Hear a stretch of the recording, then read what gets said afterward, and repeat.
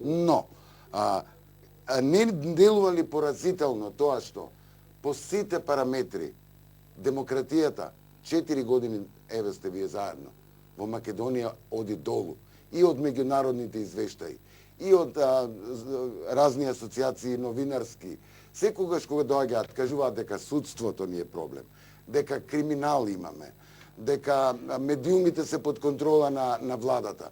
Тоа не ве поразували. Оти не ве амнестира дека тоа Груевски го прави сам.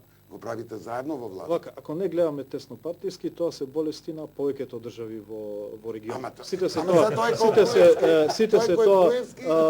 Не, зборуваме ако не гледаме тесно партиски, сериозно дека сите земји се земји во транзиција кои што има. Ама мене ме интересира за тука, не за Србија. Не, жал ми е што и младите, на крилото на младите во Дуи веќе е бризгана и она вакцината на ленинизам. Москва така кажала, Брисел така кажал, светски кризи, ова не зависи ништо од нас.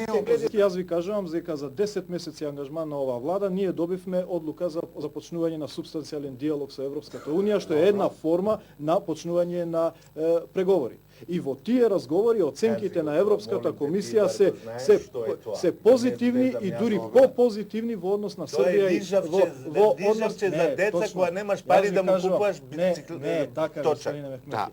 Има тие права. Две работи се клучни поради зошто вие ја поминавте точката на Зенит и сте во опаѓање, а тоа е отворено ќе го кажам. Нонстоп повторувате, ние сме победниците. Господин Османи, ние не живееме во Кина од 1 милијарда. Тука сите знаеме и знаеме сите добро како се победили. Втора работа е она што често го слушаме и јас го почитувам кај македонци, го вика дека ВМРО не е партија, ВМРО е сепак се македонска идеја. Тоа го почитувам. Тоа може да се каже и за УЧК, дека е се албанска идеја. Да. Но вие ја профитизирате. Јас ви кажав кој е патот. Вие ја профитизирате. Извини. Предходно објаснив дека го завршам. Ама не може да го објасниш кога не е завршено. Ама кажувате дека Дуи профитирало од војната, кога ви кажуваме дека Дуи немаше идеја да формира партија, туку токму координативно тело. Пред 4 месеци, може би главниот лик на војната од 2001, неќе да го спомнувам името, бидејќи се работи за трагична фигура од таа војна, искажа лични дилеми во тој однос.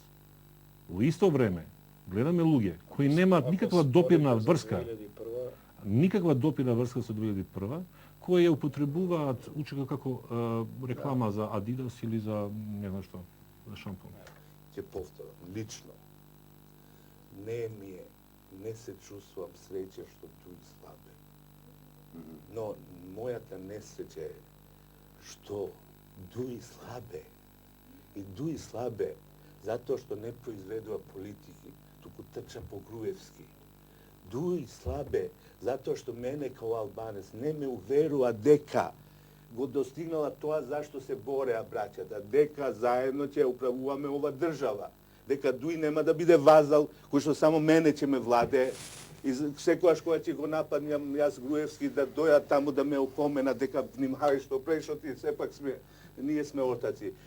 Дуи слабе и затоа што нашите очекувања кон оваа партија беа можда максимални.